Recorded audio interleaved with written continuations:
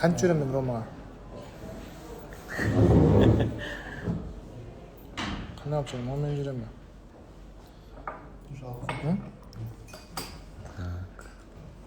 А bu yoqdan yuraman. Roma, подключайся, брат, я тебя жду.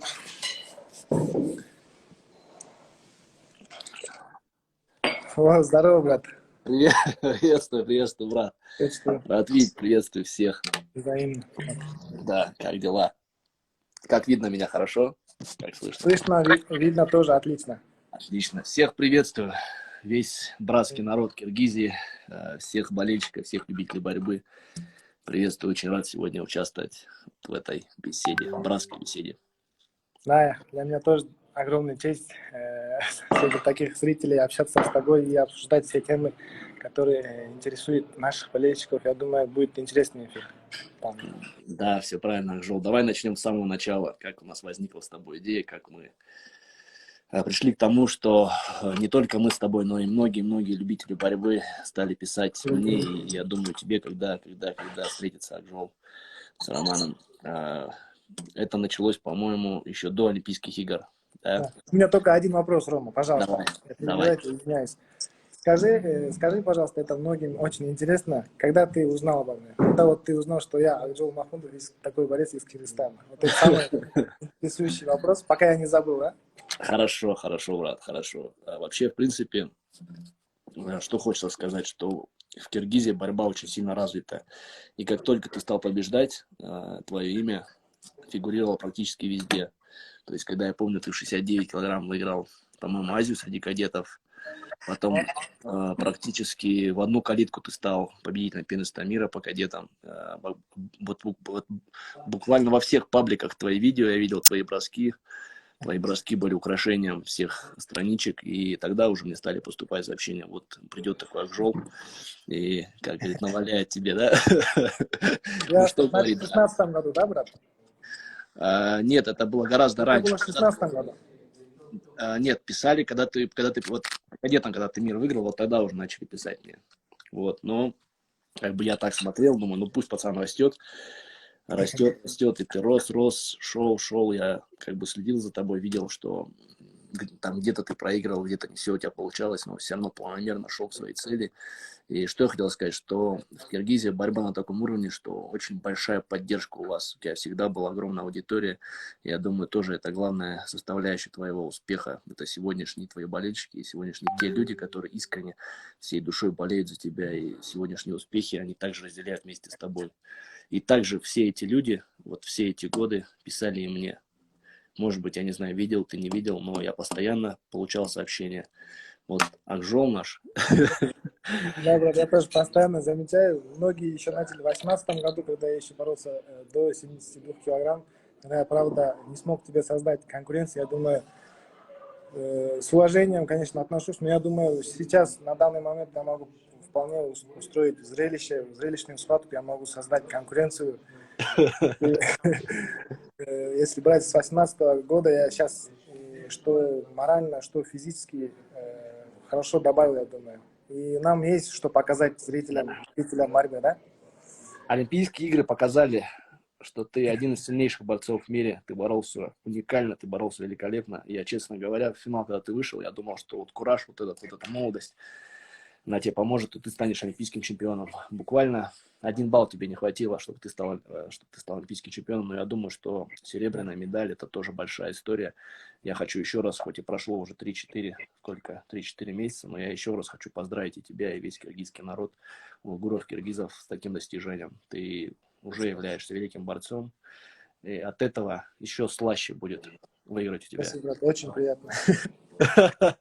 Я думаю, насчет вот этого тоже я вспомнил. Ты, Роман, сказал, что ты умрешь, но не проиграешь. Я думаю, никто от этого не застрахован. Мой тренер сказал, что каждый может проиграть. Возможно, я думаю, мы тоже с тренерами подготовимся. Тем более, если у нас в Бишкеке пройдет схватка, я люблю атмосферу, когда много народов, когда много болельщиков. И в пользу случая я хотел бы сказать, от моих фанатов, болельщиков тоже очень многое зависит, когда они меня поддерживают, когда я чувствую их поддержку, это для меня очень важную роль играет, так что я думаю, я тоже готов умереть на Ты ковре правильно. ради победы. Хорошие ты слова сказал. Знаешь, что главное в борьбе, я считаю, вот по прошествию своей карьеры, что не страшно проиграть, страшно не выйти на битву, страшно Да. испугаться, страшно отсидеться. Я не боюсь проиграть, я не боюсь умереть на ковре. Если я выйду с ковра, все отдам, я пойму, что я все отдал. И даже если руку поднимут тебе, у меня не будет угрызений совести, я буду знать, что да, сегодня ты сильнее, и значит, мне нужно еще больше тренироваться, значит, мне нужно еще тщательнее относиться к борьбе. Поэтому, брат, это вызов для меня тоже, потому что ты знаешь, что я не попал на Олимпиаду. Многие спрашивают, для нас мотивация, для тебя, для меня это схватка. Для меня это схватка, я честно признаюсь, это больше, чем просто встреча. Это как чемпионат мира, как Олимпийские игры. Я хочу доказать себе и всем, что заслуживал выступать на Олимпийских играх. И учитывая, что ты сегодня стал без 2-3 минут, ты, можешь сказать, олимпийский чемпион, призер Олимпийских игр, в 1 балл ты проиграл, Лоренс закончил со своей карьерой, вот, и ты, можешь сказать, вот, главный сейчас такой, вот, на моем пути, главная звезда, главный чемпион, от которого я испытаю максимальное удовольствие, если мне вот удастся победить. Это я не только себе докажу, но я докажу всем, что все сделали ошибку, что не взяли меня на Олимпийские игры. Поэтому настрой у меня будет максимальный, как на чемпионат Европы, мира, Олимпиад. Для меня это часть истории моей спортивной карьеры. Я знаю, что все не вечно, и рано или поздно всему приходит конец. Возможно, мне не так много осталось. И вот к этой схватке я отнесусь так, как к Олимпийским играм. Расскажи, что для тебя наша с тобой схватка. Я думаю, именно наша с тобой встреча очень, очень долгожданная встреча. Я думаю, ты как вне зависимости от дивизиона являешься одним из лучших борцов мира. Это для меня будет огромной честью у нас провести эту схватку среди сотни тысяч зрителей. Я думаю, мы устроим хорошее зрелище. И, Рома, ты знаешь сам, насколько я амбициозен на эту схватку, насколько у меня горит желание, чтобы выиграть тебя. И насчет трештока. Многие спрашивают, почему вы не делаете трешток, почему нету негатива. Я хотел сказать, да, в принципе, можно было бы сделать трешток. Ну, зачем? У нас наша, наш вид спорта, это является классика, да? И олимпийский вид спорта, я думаю, мы не нуждаемся в трештоке. И тем более ты самый культурный и очень такой образованный, начитанный. И я вполне уважаю тебя. Даже я не смогу себе представить, как я буду трещать на твой адрес. И нас как воспитывали наши родители, наши тренера. Борьба вообще с чего начинается? Борьба начинается с крепкого рукопожатия. Согласись, Рома? Красавчик. Борьба начинается с крепкого рукопожатия. И нас всегда воспитывали, чтобы мы уважали соперников. Уважение соперника превыше всего. И наши тренера на сегодняшний день тоже. Вот мы как раз сегодня обсуждали схватку, когда и где, в каком формате проведем. Как раз за столом, чтобы всем было интересно. Мы здесь сегодня обсуждали все вопросы. И я думаю, только уважение, Рома. Огромное уважение Тяжел. команды, которые за нами следят, молодое поколение брали хороший пример от нас. Чтобы понимали, что самое ценное это уважение, а не всякий там трешток, чтобы привлечь внимание других, которые не заинтересованы. Пусть смотрят схватку все, которые заинтересованы, а мы будем делать свое, да? И мы не Брат, нуждаемся в трештоке.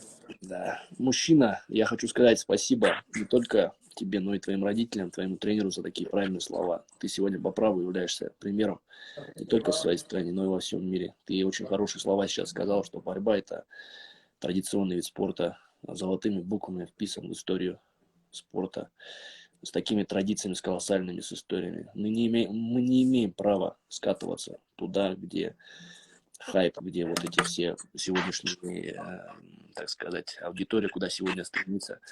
У нас есть лицо, у нас есть традиция, у нас есть сила поколений, так сказать, связь поколений. Да, поэтому мы не имеем права оскорблять друг друга, тем более Киргизия, Россия. Мы должны показать, что насколько братские мы народы в лице наших с тобой болельщиков. Мы должны, наоборот, объединять путем нашей схватки, нашего соперничества мы должны объединять наши народы. Вот Да, поэтому, это будет идеально. да, трэш-ток в нашем виде спорта. Я думаю, что, знаешь, Тем более не с что, тобой. Трэш-ток я бы смог сделать хоть каким-то другим нацом, но не с тобой. знаешь, что трэш-ток, допустим, для меня, это вот комментарии. Ну вот болельщики, которые за нас болеют, мне очень много пишут, Акжол тебя порвет, Акжол тебя там, вот такие вещи. Я понимаю, что эти люди, они пойдут с тобой до конца, и я принимаю все эти слова, и они меня мотивируют. Вот это, я считаю, и для тебя тоже, если там где-то ты считаешь, что Власов сильнее, опытнее, или там, что ты проиграешь ему, я думаю, тебя тоже вот это мотивирует. Поэтому вот эта история еще актуальна. А друг друга искать, вот как говорится, иголку в сене, да, нет смысла, потому что мы все протаптываем своим трудом. Сколько тебе усилий нужно было, чтобы взойти на олимпийский пьедестал?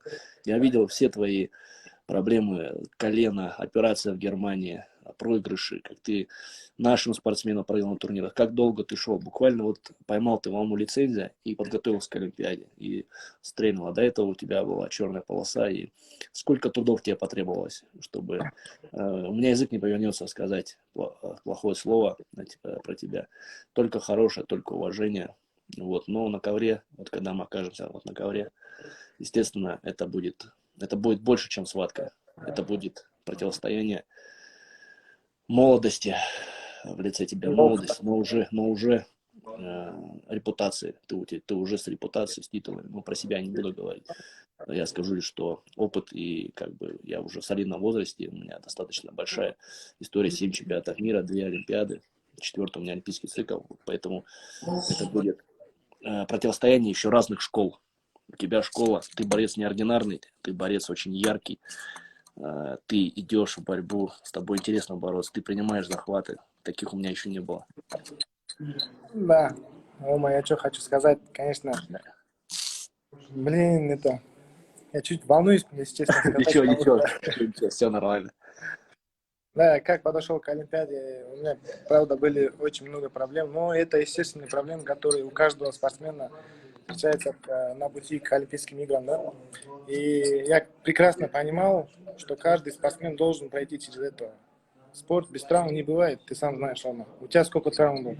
Я всегда хотел тебя поблагодарить и хотел, чтобы все знали, какой ты подход сделал на тот момент. На тот момент ты был рядом, брат, это для меня очень ценно. Ты сказал, что готов пригласить меня в Новосибирск и полностью операцию оплатить и встретить меня на высшем уровне. Это для меня был э, самые теплые, такие самые родные, скажем, моменты, которые я никогда в жизни не забуду, потому что мало кто готов был такие ответственности брать на себя.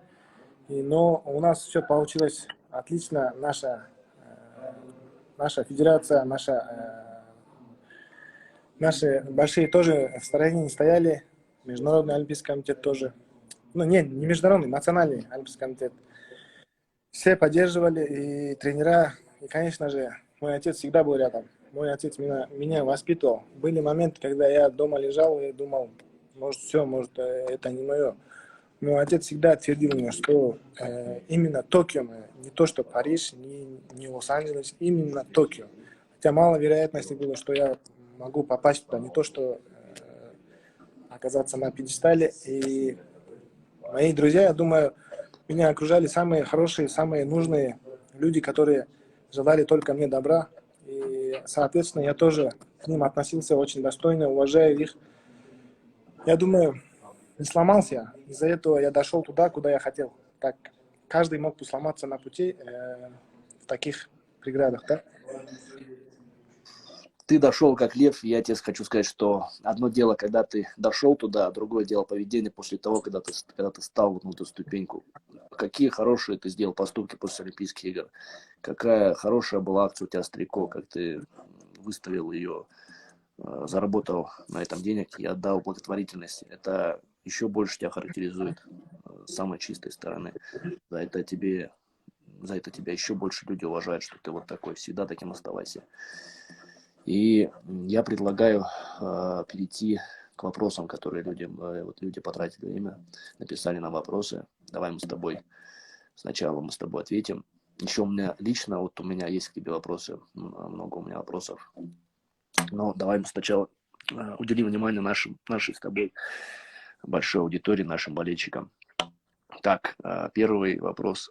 Какие пары, вот, которые были бы интересны, это задал Маскевич, есть такой борец, сегодня уже серебряный призер чемпионата Да. мира, один из ярчайших борцов, у него великолепный задний пояс, я думаю, что он должен и обязан бороться вот на таком спортивном событии. Лично мне было бы интересно, если бы он поборолся с Беленюком, я не знаю, вот будет продолжать Жан Беленюк или нет, но эта встреча, мне кажется, была бы особо интересна, потому что Маскевич набирает, Беленюк сегодня уже олимпийский чемпион. Как тебе эта схватка? Я буду болеть за Беленюка, потому что он очень такой, выглядит очень маленьким для 87 килограмма, и что мне нравится в Беленюке, он очень хорошо стоит в партере, потому что я не видел, ну, правда, пару раз, по-моему, его кто-то накатил, но в основном он всем оставил, что на Олимпийских играх, что на чемпионате мира в Астане. Очень нравится его ведение борьбы, и я буду болеть за Беленюка. Так что Маскевич, блядь, не обижайся, я тоже уважаю, ты молодой, конечно, выиграл. Когда выиграл Кубок мира, я был восхищен твоей борьбой, но мне больше всего нравится Беленюк, как он ведет, контролирует схватку, и я думаю, было бы, да, интересная схватка. Да, и мы сегодня еще обсуждаем это, потому что в рамке нашего большого события, в рамке нашей схватки мы не можем одни выйти и побороться. Я думаю, что будут организаторы рассматривать еще пары сегодняшних лидеров, люди, которые заслуживают, которые протоптали, так сказать, своими успехами вот путь к лидерским позициям в мире и заслуживают вот такие схватки, которые, безусловно, будут продвигать нас не только вот, титулы, там, материальная где-то сторона, но и информационно, медийно. Это очень хорошая медийная история. И я думаю, что мы сможем показать, что борцы тоже могут проводить не хуже, а может быть даже и лучше шоу, чем сегодня вот, внимание приковано к боям. Вот, поэтому для нас это тоже вызов. Это огромное спортивное событие, которое привлечет огромное внимание. И дети пойдут в спортивные залы, я уверен, после вот этих противостояний. Поэтому максимально сделаны, я думаю, вот максимально организаторы постараются сделать звездные пары, чтобы боролись. Вот по мне, вот Беленюк, Маскевич, как я это вижу, Гераи, Баррера, мне почему-то очень встреча интересна. Гераи стал олимпийским чемпионом, Баррера просто безупречно выиграл чемпионат мира в Султане. Как-то так получилось, что к Токио он вообще не подошел. Не совпали, да. Да, и Жаламан, естественно, тоже представитель, да, Киргизии, тоже очень достойный борец. Кубок мира он в 2019 великолепно выиграл, призер чемпионата мира крайнего. И Чабан, Виктор Чабану, тоже сегодня уже чемпион мира, тоже хорошая встреча. Вот по мне, вот эти три встречи, они сегодня интересны болельщикам. Скажи, на твой взгляд, также вот какие бы ты противостояния хотел бы видеть? Да, я думаю, в принципе, можно было бы составить карт, чтобы люди были довольны, потому что если мы будем бороться с тобой, это 6 минут, грубо 10 минут, можно сказать, мы будем находиться на ковре, и это очень мало будет, даже если Джаламана добавим. Я думаю, минимум где-то 5-6 схваток мы должны организовать. Мы насчет этого сегодня как раз тоже обсудили эти вопросы. Я думаю, в скором времени мы уже составим карт. То есть мы посоветуемся с тренерами и с организацией. Организатор у нас вполне серьезный. Он берет на себя очень большую ответственность. И я думаю, у нас получится грандиозный, очень такой праздник. Я думаю, надолго запомнится это людям. Я больше всего хочу, чтобы турнир состоялся в Бишкеке, потому что я помню, как я выиграл чемпионат Азии в Бишкеке. Я помню, как ты у нас в Бишкеке Да, про проиграл. это Бишкек — это для тебя не самая хорошая локация, нет, что... самое хорошее. Зря. Я сейчас расскажу, почему. Сейчас ты все договорил. Не, я хочу сказать, что ты здесь проигрывал. Я думаю, тебе здесь не везет почему-то, да, а мне наоборот, здесь всегда везет, и я чемпионат Азии выиграл. Тогда тоже был молодость против опыта, я тогда боролся с Джадраевым,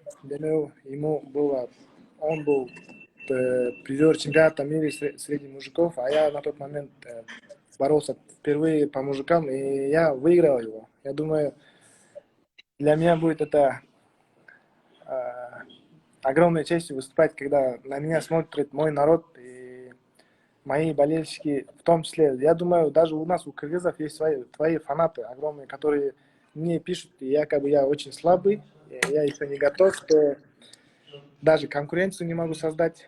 Так что у тебя тоже здесь очень много фанатов, которые яростно болеют за тебя. Но я думаю, для меня это будет самая такая локация, что удобно и что уверенно я буду себя чувствовать здесь.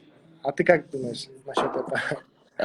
Давай все по порядку. Насчет Азии, да, тогда уже, когда ты 72 килограмма выиграл Жадраева, я уже тогда пристально за тобой следил, потому что я знал, что это крайне твой старт, который придешь в 77. Вообще, в принципе, я все эти годы старался прощупывать и прочитывать соперника еще до выхода на ковер с ним, поэтому я видел, какая схватка у вас была, по-моему, 5 или 4 ты выиграл. Великолепно. 6-8.